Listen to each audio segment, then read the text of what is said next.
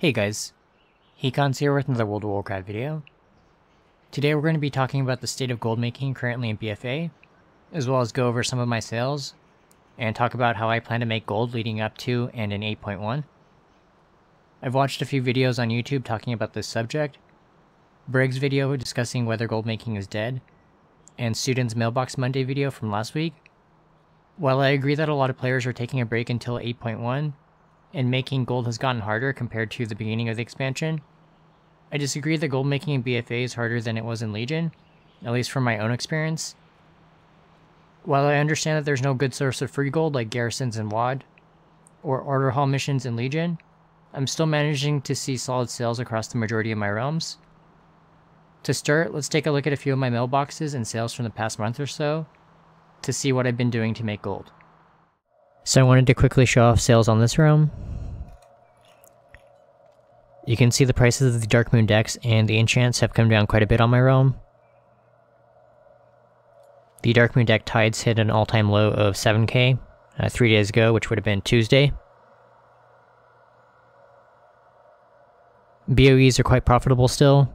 I managed to pick up 2 of these Layshawk's Grand Compilation at 75k each, and I managed to sell the first one for a little under 130k, which is pretty close to doubling my gold.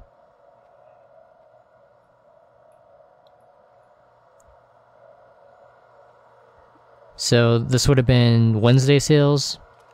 You can see that the Fathoms came down to around 33k and the Squalls came down to around 16k. That's when I decided the prices had come down low enough to do a reset, so I managed to buy 2 tides at 12.5k, and then 3 blockades, 2 at 15k, and a third one at 21k. Not too big of a reset, just 5 decks, and I spent, what is that, like 60k? A little over 60k, which isn't very much. So I didn't touch the Squall since there were too many up, but as you can see, someone did manage to reset the Squalls as well. They bought out 5 of mine at a little over 10k or 9.5k after the auction house cut. And then this would have been sales from earlier today. I managed to sell a Fathoms for 87.8k. 2 Squalls, one at 42.7. The second one at 33.2. And then the tides for 46.5k. Which is really good. Keep in mind that they were down to around 7k 3 days ago, so being able to sell one for 46.5k 2 days later is really awesome.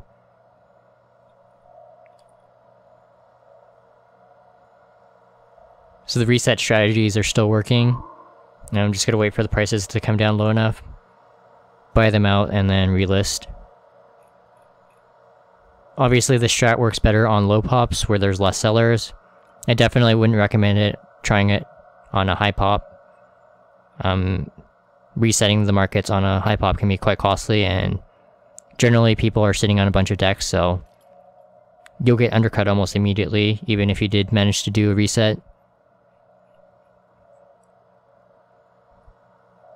As far as the enchants, I'm getting, it looks like 1.4k for the weapon ones, and then between 2 to 3k for the ring enchants.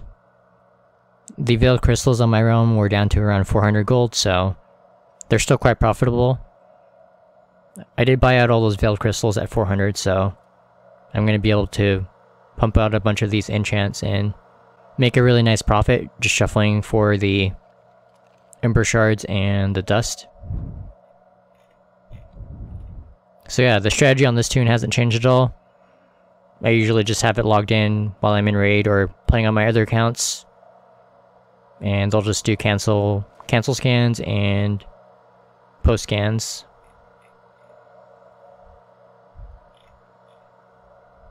Only 600k though on the first page, and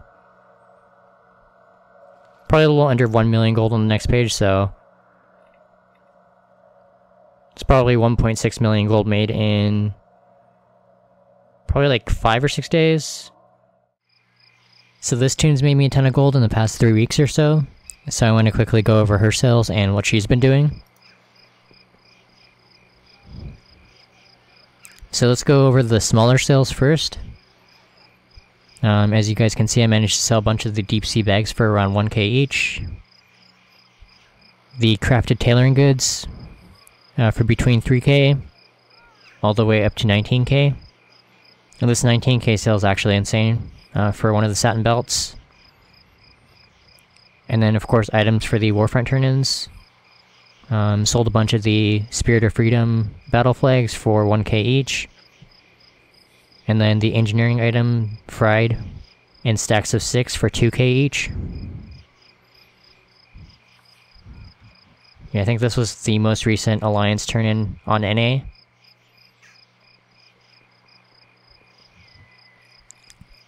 And then the two big sales.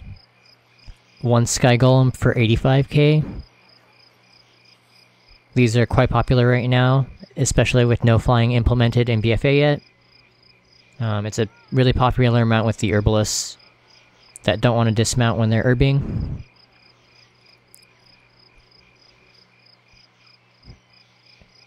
And then the really big sale was this Mech-Mogul Mk2, which sold for 1.1 million gold, or 1.045 after the auction house cut. Really solid sale. Probably one of the best moneymakers right now in the game. So I'm going to quickly go over how to craft the Mech-Mogul Mk2 for those of you that don't know. So to craft the recipe itself, you need 50 of the platinum ore and 100 of the storm silver ore. Getting that's pretty straightforward. Just mine the ore yourself or buy it off the auction house. 20 of the expulsum. Again, really straightforward. I would recommend crafting the bracers with leatherworking or tailoring and scrapping those for the expulsum. You also need 20 of these items. The Azerite Forge protection plating, the blast-fired electric servo motor, and the crush-resistant stabilizer. Lastly, you'll need the barely stable Azerite reactor, which is a vendor item that you can buy from Dr. Boom inside the dungeon for 30k.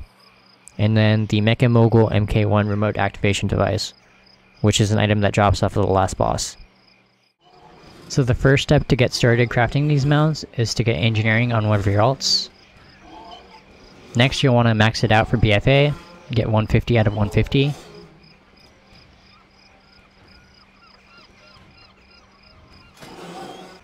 After you've gotten it maxed, you're going to want to craft one of these goggles. There's one for each armor type, so just make the one that you can wear.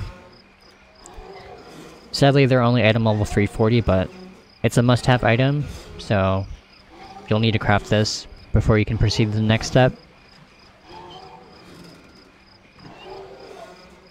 You'll also need to have Azerite level 20 to unlock the third ring. This is really important since the third ring gives you 30 additional points into your engineering. So as you guys can see, my engineering is at 150 out of 150 right now. But once I equip the goggles, it's going to put me at 225 out of 150. So once you have Azerite level 20, the goggles crafted, and your engineering max, the next step is to head to the dungeon.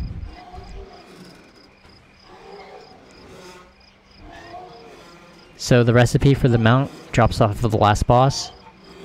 I believe once you have engineering max, it should drop.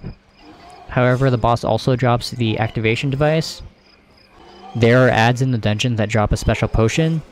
This will give you additional points into your engineering. You'll want to use this potion before the last boss dies, and that will force the boss to drop the activation device. This only drops once per week in Mythic 0. I tried Mythic Plus a couple of weeks ago and it didn't drop for me in Mythic Plus, so I believe you can only craft one of these per week, per engineer obviously, but I don't think there's any way to get more than one of these per week. So with the other 3 items, you'll need to use that same potion that I mentioned earlier, and scrap the robots that you kill. There's a couple at the entrance, and then a couple before the last boss. If you're in a good mythic group, make sure to tell people not to stun the mech jockeys, as this will cause them not to get into the robots, and you won't be able to scrap the robots when they die. You'll also want to make sure that you're the only engineer in the dungeon, that way you guys aren't fighting over mobs. It does take quite a few runs to get 20 of each of these items, however I think it's worth it, especially if you're struggling to make gold right now. So I got curious and decided to look these up on the Undermine Journal. So as of November 23rd, we have 105 of these listed on NA. We have a median price of around 1 million gold and a mean price of around 1.5 mil. And then here's a spread of all the realms on NA and their prices as well as their population. The lowest price I see right now is Ragnaros at 450k, which is around 3 tokens. And then on a low pop like Agamagon, they're listed for 5 mil. I don't know if it'll sell for that 5 mil, but that would be really nice.